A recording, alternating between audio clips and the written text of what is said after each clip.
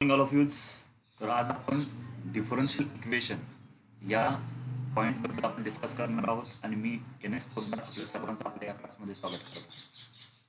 तर आपण या डिफरन्शियल इक्वेशनमध्ये म्हणजे याच्या आधी आपण जे काही इंटिग्रेशन त्याच पद्धतीनं डेरिव्हेटिव्ह म्हणजे डिफरन्शियल जे तुम्ही कॅल्क्युलस बघितलं असणार त्याचा वापर आपल्याला या ठिकाणी डिफरन्शियल इक्वेशनमध्ये करायचा म्हणजेच डेरिव्हेटिव्ह प्लस इंटिग्रेशन या दोघांचा वापर आपल्याला या डिफरन्शियल इक्वेशनमध्ये करायचा आहे. तर ते करण्यासाठी आपण पहिल्यांदा जाणून घेऊया डिफरन्शियल इक्वेशनची डेफिनेशन. तर डिफरन्शियल इक्वेशनची डेफिनेशन आहे an equation involving differential coefficient derivatives of one or more dependent variable with respect to one or more independent variable is called as differential equation. For example, d2y upon dx square plus dy by dx plus y equal to 0. म्हणजे एका simple डेफिनेशनचा जर विचार केला तर असं equation की ज्या इक्वेशनमध्ये डेरिव्हेटिव्ह आलेलं आहे अशा टाईपच्या इक्वेशनला म्हटलं जातं डिफरन्शियल इक्वेशन. म्हणजेच याच्यामध्ये बघा first order derivative second order डेरिव्हेटिव्हची टर्म प्रेझेंट आहे तर त्यावेळी अशा इक्वेशनला म्हणायचं डिफरन्शियल इक्वेशन.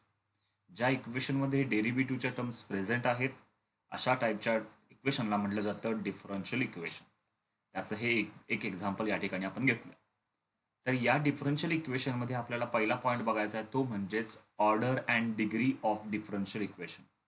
दिलेल्या डिफरन्शियल इक्वेशन मधली ऑर्डर आणि डिग्री तुम्हाला सांगायची असते. आता ऑर्डर अँड डिग्री म्हणजे काय हे सांगण्यासाठी आता आपण याची डेफिनेशन बघूया.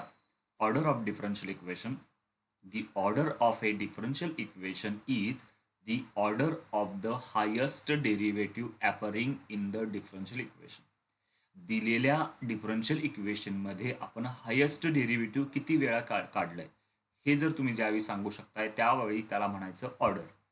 आता हेच इक्वेशन जर आपण कन्सिडर केलं तर या एक्झाम्पलमध्ये हा तुमचा फर्स्ट ऑर्डर डेरिव्हेटिव्ह आहे, हा तुमचा सेकंड ऑर्डर डेरिव्हेटिव्ह आहे. म्हणजेच तुम्ही जास्तीत जास्त किती वेळा डेरिव्हेटिव्ह काढले सेकंड ऑर्डर डेरिव्हेटिव्ह पर्यंत काढलाय. याचाच अर्थ या डिफरन्शियल इक्वेशनची ऑर्डर किती असणार आहे 2 असणार आहे. ओके, याची ऑर्डर किती आहे 2. तसंच डिग्री ऑफ डिफरन्शियल इक्वेशन म्हणजेच the degree of differential equation is the highest degree of highest derivative appearing in the differential equation when the differential coefficients are free from radicals and fractions as the derivative are concerned. तर degree म्हणजेच काय की ज्या वेळेला तुम्ही एखाद्या इक्वेशनची order सांगताय ज्या टर्मवरून किंवा ज्या एलिमेंटवरून तुम्ही काय करताय ते एखाद्या डिफरन्शियल इक्वेशनची ऑर्डर सांगताय त्याचाच हायेस्ट पॉवर तुम्हाला बघायचा असतो. त्याचाच पॉवर चेक करून तुम्ही त्याची डिग्री सांगू शकता.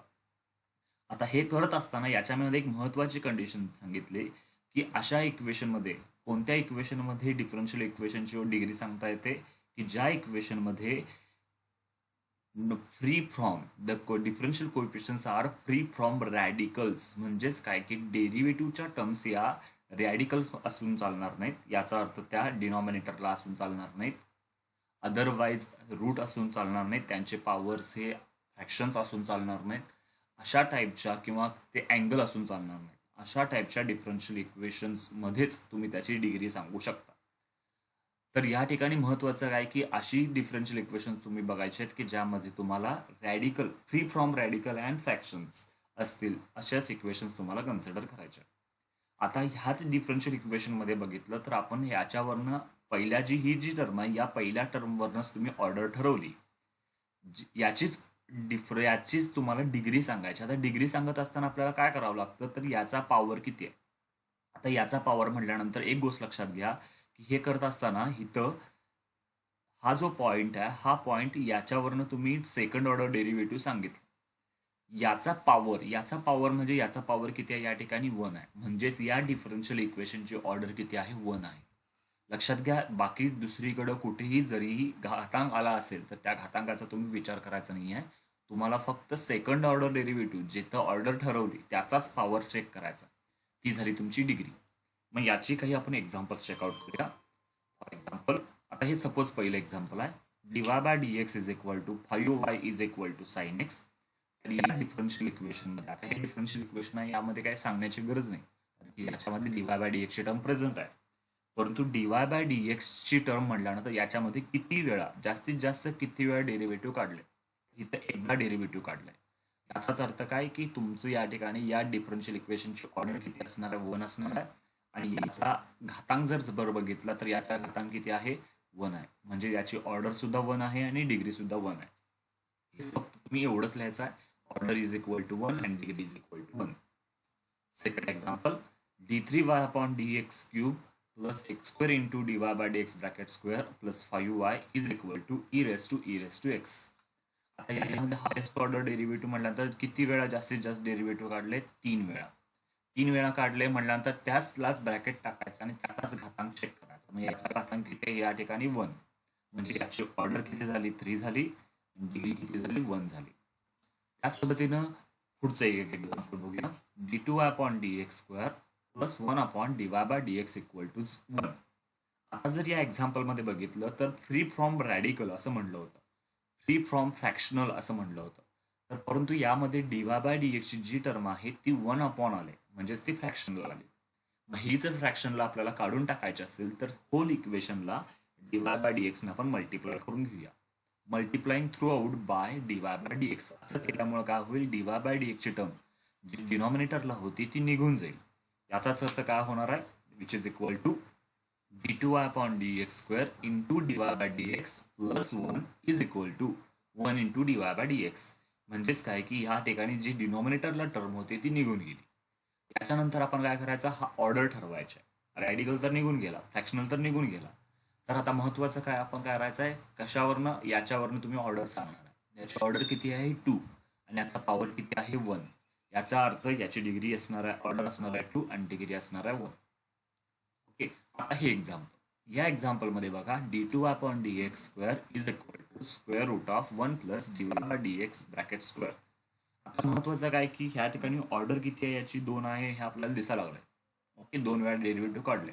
याचा घातांक बघण्यापूर्वी या एक्झाम्पल मध्ये रॅडिकल फंक्शन आलं. याचा अर्थ काय, स्क्वेअर रूट आला. स्क्वेअर रूट म्हणजे पॉवर असतो 1/2 आणि 1/2 जर स्क्वेअर रूट काढून टाकायचा असेल तर आपल्याला काय करावं लागतं, स्क्वेअरिंग बोथ साइड्स करावे लागतं. स्क्वेअरिंग बोथ साइड जर केलं तर त्या ठिकाणी d2 upon dx square bracket square plus 1 plus dy by dx bracket स्क्वेअरची टर्म, हा स्क्वेअर रूट निघून गेला. म्हणजे रॅडिकलचा पार्ट निघून गेला. रॅडिकलचा पार्ट निघून गेल्यानंतर फ्रॅक्शनलचा पार्ट आहे का बघा, तो सुद्धा याच्यामध्ये नाही आहे. म्हणजे या ठिकाणी तुम्ही याची ऑर्डर सांगू शकताय, डिग्री पण सांगू शकताय. याची ऑर्डर किती होते बघा, याची ऑर्डर होते 2 आणि याची डिग्री किती असणार आहे, परत 2च असणार आहे. याच्यावरून तुम्ही याची डिग्री सांगू शकता. म्हणजे याची ऑर्डर पण 2 आहे, डिग्री पण 2 आहे. मग ही अशा टाईपचे एक्झाम्पल्स तुम्हाला 2 मार्कासाठी विचारले जातात. Determine the order and degree of differential equation. आता या order and degree of differential equation मधलं तुम्हाला ऑर्डर अँड डिग्री सांगायची. बघा 2 मिनिटाचा कालावधी देतो, जरा चेकआउट करा, मनातल्या मनात याचं उत्तर तयार ठेवा आणि त्या ठिकाणी चेक करा. तर या ठिकाणी बघा dy बाय dx ची टर्म आहे, d2 upon dx स्क्वेअर ची टर्म आहे, म्हणजे याची ऑर्डर किती झाली, 2 झाली. डबल सेकंड ऑर्डर डेरिव्हेटिव्ह आहे. त्याचाच पॉवर चेक करा, याचाच पॉवर चेक करा म्हटल्यानंतर याचा पॉवर किती येतो बघा, याचा पॉवर येतो 1. म्हणजे याची ऑर्डर किती आहे, 1, सॉरी ऑर्डर किती आहे 2, डिग्री आहे 1. त्यानंतर पुढचं एक्झाम्पल, मगाशी याच टाईपचं एक एक्झाम्पल बघितलं होतं. स्क्वेअर रूट आलेलं आहे, डबल डेरिव्हेटिव्ह आलाय, ऑर्डर सांगू शकताय, मात्र डिग्री सांगता येणार नाही कारण की या ठिकाणी स्क्वेअर रूट आलंय. मग आता काय करायचं की हा स्क्वेअर रूट काढून टाकण्यासाठी आपण डायरेक्टली स्क्वेअर करून चालणार नाही, आणि डायरेक्टली स्क्वेअर केलं तर स्क्वेअर रूट निघून जाणार नाही, 3 टर्म्स तयार होतील. मग त्यापेक्षा ही जी स्क्वेअर रूटची टर्म आहे ती स्क्वेअर रूटची टर्म राईट हँड साईडला ट्रान्सफर करू, या पद्धतीने. म्हणजे त्या ठिकाणी minus of square root of 1 plus dy by dx ची टर्म तयार झाली. दोन्ही साईडला स्क्वेअरिंग करून बघा, स्क्वेअरिंग ब्रॅकेट स्क्वेअरिंग केल्यामुळे काय झालं की तो मायनस तर निघून गेलाच, या साईडला लेफ्ट हँड साईडला ब्रॅकेटचा स्क्वेअर आला आणि मायनस निघून गेला आणि स्क्वेअर रूट सुद्धा निघून गेलं. म्हणजेच 1 प्लस dy बाय dx राहील. म्हणजे रॅडिकल फ्री झालं, फ्रॅक्शनल फ्री झाला. म्हटल्यानंतर आपण याची ऑर्डर पण सांगू शकतो, डिग्री पण सांगू शकतो. याची ऑर्डर किती असणार आहे, 2 असणार आहे, डिग्री किती असणार आहे, 2 असणार आहे. आता सपोज तिसरं example, 1 plus dy by dx bracket cube raise to 5/3 is equal to 2 times d2 upon dx square. आता या एक्झाम्पल मध्ये जर बघितलं तर आपल्याला हा 3 आणि हा 3 एकमेकांना कॅन्सल होईल असं वाटतं, परंतु तसं होणार नाही. असं का, कारण की हा जो आतला ब्रॅकेट क्यूब आहे तो क्यूब फक्त या dy/dx ची टर्मसाठी आहे आणि बाहेरचा जो 5/3 आहे तो हा स्क्वेअर ब्रॅकेटसाठी आहे, म्हणजे तो एकमेकांना कॅन्सल होणार नाही. जर तो होत नसेल तर आता आपल्याला काय करायचं, तर यामध्ये आपण असं करायचं की दोन्ही साईडचे आपण क्युबिंग करूया. क्युबिंग केल्यामुळं अजून एक याला पॉवर येईल रेस टू 3, तो 3 आणि हा 3 कॅन्सल होईल. लेफ्ट हँड साईडला क्युबिंग केलं तर राईट हँड साईडला पण करायला पाहिजे, म्हणून क्युबिंग बोथ साईड्स करतोय. दोन्ही साईडला क्यूब केल्यामुळं 5/3चं ओनली 5 मध्ये कन्व्हर्जन झालं आणि या ठिकाणी ब्रॅकेटचा क्यूब आला. तर याच्यानंतर हे simplification 1 plus dy/dx raise to 5 is equal to 8. 8 का आलं, 2 रेस टू 3 किती 8 होतं आणि हा ब्रॅकेटचा क्यूब झाला. आता या ठिकाणी याच्यामध्ये फ्रॅक्शनल नाही आहे, रॅडिकल नाही आहे, म्हणून आपण आता या ठिकाणी डायरेक्टली ऑर्डर अँड डिग्री सांगू शकतो. याची ऑर्डर किती झाली, याची ऑर्डर झाली 2 आणि डिग्री झाली 3. ज्याच्यावरून तुम्ही ऑर्डर सांगताय त्याच्यावरूनच त्याची डिग्री तुम्हाला सांगायची. अशा पद्धतीनं तुम्हाला ऑर्डर अँड डिग्रीची एक्झाम्पल सोडवायची असतात. आता आपण नवीन पुढचा पॉईंट बघूया, तो म्हणजेच फॉर्मेशन ऑफ डिफरन्शियल इक्वेशन. आता फॉर्मेशन म्हणजेच काय की ह्या फॉर्मेशनमध्ये तुम्हाला डिफरन्शियल इक्वेशन तयार करायचा म्हणजेच एखादे एक एक्झाम्पल तुम्हाला असं असणार आहे की ज्याच्यामध्ये सिंपल एक्झाम्पल असेल, त्याचं derivative, first derivative, second derivative काढून तुम्ही डिफरन्शियल इक्वेशन तयार करू शकता. आणि त्याच्यातली ही मेथड आहे ती म्हणजेच एलिमिनेटिंग आर्बिट्ररी कॉन्स्टंट.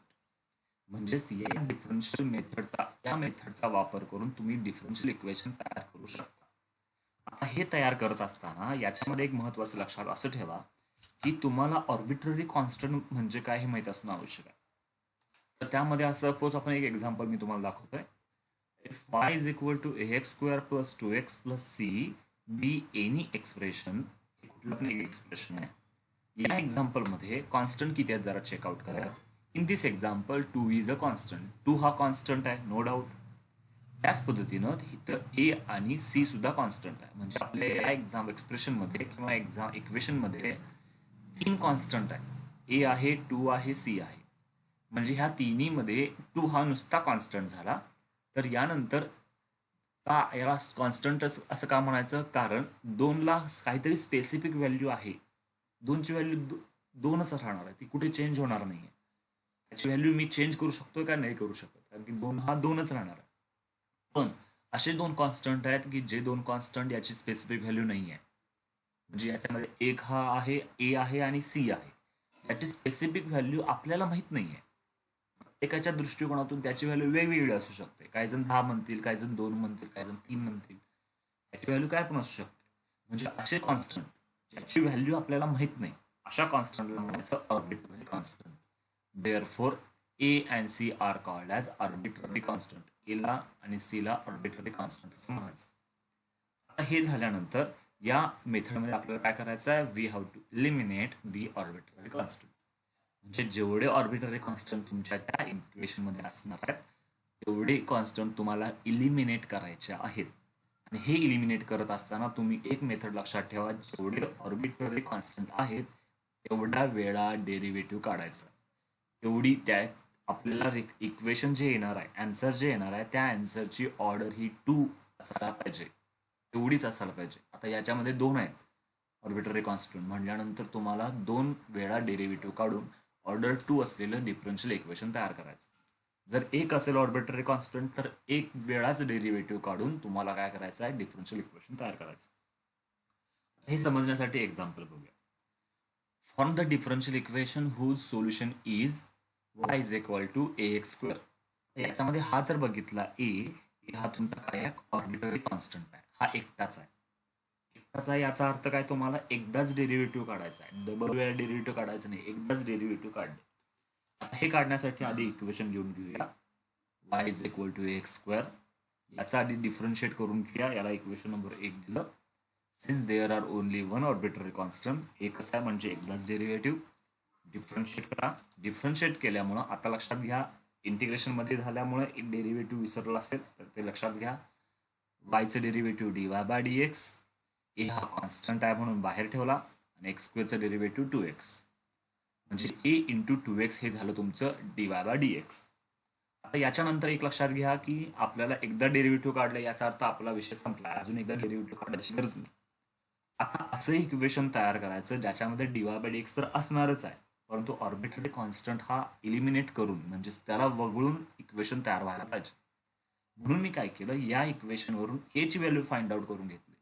हा जो 2x आहे तो मल्टिप्लिकेशन मध्ये होता, तो ह्या साईडला डिवाइड मध्ये आला. 1/2x divide by dx is equal to a. याचा अर्थ मी ए ची व्हॅल्यू ही इक्वेशन नंबर 1 मध्ये पुट करू शकतोय. म्हणून इक्वेशन 1 बिकम्स लिहितोय, इक्वेशन 1 लिहून घेतलं आणि इक्वेशन नंबर 1 मध्ये ए ची value 1/2x divide by dx अशी पुट केली. बघा या ए च्या ठिकाणी हा ब्रॅकेट पुट केला. बघा याच्यामध्ये काय डाऊट आहे का? ओके, हा ह्याच्यामध्ये पुट केल्यामुळं इथं काय आलं बघा, y is equal to 1/2x divide by dx is equal to x square.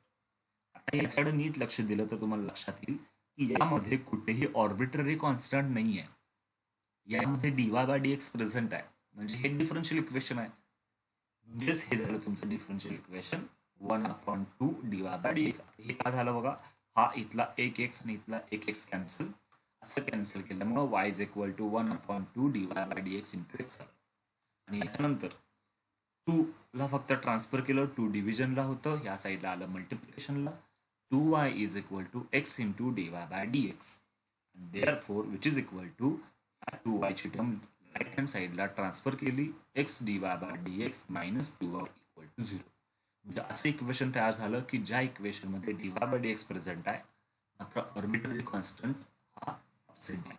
म्हणजेच याच्या डिफरन्शियल इक्वेशनला म्हणायचं which is required in differential equation. Okay, असं तुम्हाला डिफरन्शियल इक्वेशन तयार करायचं. ओके, कळते का बघा, which is your differential equation. Suppose दुसरं एक्झाम्पल चेक करूया. From the differential equation whose solution is y is equal to a into sin x b into cos x plus b into cos x. दिलेलं equation लिहून घेतलं. आता या example मध्ये जर नीट बघितलं तर याच्यामध्ये a हा कॉन्स्टंट आहे, b हा ऑर्बिटरी कॉन्स्टंट आहे. म्हणजे कॉन्स्टंट किती झालेत? 2. म्हणून तुम्हाला 2 वेळा डेरिव्हेटिव्ह काढायचा, डबल ऑर्डर डेरिव्हेटिव्ह. म्हणून याला डिफरन्शिएट केलं. डिफरन्शिएट करत असताना y चं derivative dy by dx, a ला तसंच ठेवलं, sin x चं derivative cos x plus plus आपण घेतोच, मात्र लक्षात घ्या cos x चं डेरिव्हेटिव्ह काय येतं? मायनस sin x येतं, म्हणून या ठिकाणी आलंय मायनस, b ला सेम ठेवलंय. हे झालं फर्स्ट ऑर्डर डेरिव्हेटिव्ह. आता काय करूया, again differentiate with respect to x करूया. 2 वेळा डेरिव्हेटिव्ह काढायचं ठरलंय. 2 वेळा डेरिव्हेटिव्ह काढल्यानंतर d2y upon dx square is equal to a same कॉसचं डेरिव्हेटिव्ह मायनस साइन एक्स, म्हणजे मायनस आहे तसं आहे, b ला तसंच ठेवलं, साइन एक्सचं डेरिव्हेटिव्ह कॉस एक्स. आता बघा या एक्झाम्पल मध्ये दोन्हीकडं मायनस दिसायला लागलंय. दोन्ही टर्म्स मायनस असेल तर दोघांच्यातनं मायनसला कॉमन काढता येईल. दोघांच्यातनं जर मायनसला कॉमन काढलं तर आतल्या साईडला काय आलं बघा, minus in bracket a sine x plus b cos x. आता लक्षात घ्या आपल्याला a आणि b दोन्ही तर काढून टाकायचे. मग यामध्ये बघितलं हा ब्रॅकेट आणि आपलं इक्वेशन सेम आहे. याचा अर्थ या इक्वेशनच्या बद्दल तुम्ही पुट करू शकता. हेच याच्यामध्ये जर पुट केलं तर काय झालं बघा, d2y upon dx square is equal to minus 1. 2 वेळा डेरिव्हेटिव्ह काढल्यानंतर आता आपण a आणि b ची व्हॅल्यू काढत बसलो नाही. या ठिकाणी डायरेक्टली त्याच एक्झाम्पल मधला एका पार्टचा वापर करून आपण काय केलं, तोच पार्ट फक्त काढून टाकला. आणि तो पार्ट काढून टाकल्यामुळे आलं मायनस वाय, आणि minus Y side left hand साईडला आल्यामुळे झालं प्लस वाय. म्हणजेच असं इक्वेशन तयार झालं की ज्या इक्वेशन मध्ये ऑर्बिटरी कॉन्स्टंट नाही आहे, ज्या एक्झाम्पल मध्ये dy बाय dx ची टर्म आहे, डेरिव्हेटिव्हची टर्म आहे, म्हणजे हे झालं तुमचं डिफरन्शियल इक्वेशन ऑफ ऑर्डर 2. ठीक आहे, याच पद्धतीने म्हणजे त्याच एक्झाम्पल मधल्या 2-3 त्याच मध्ये एक्झाम्पल मधल्या इक्वेशनचा वापर करून रिअरेंज करून तुम्ही डिफरन्शियल इक्वेशन तयार करा.